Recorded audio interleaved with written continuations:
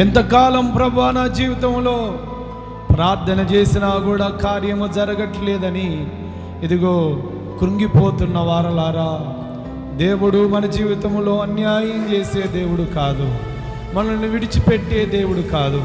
నీ మీద దేవునికి ఒక ఉన్నత ఉద్దేశము, ప్రణాళిక ఉంది కనుక ఆయన నీ ప్రార్థన విన్నాడు. కానీ కార్యము జరగడానికి తగిన సమయాన్ని చూస్తున్నాడు దేవుడు.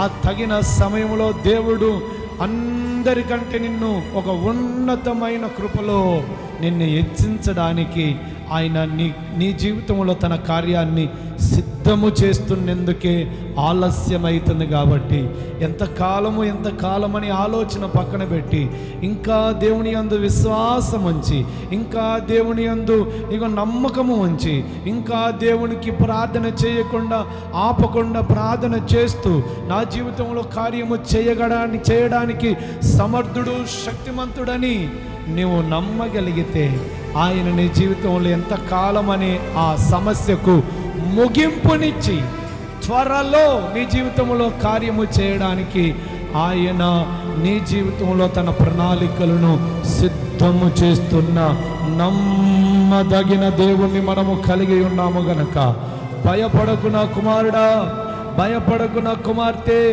నీ కన్నీళ్లను, నీ బాధను చూస్తున్న దేవుడు ఈరోజు నీతో మాట్లాడుతున్నాడు.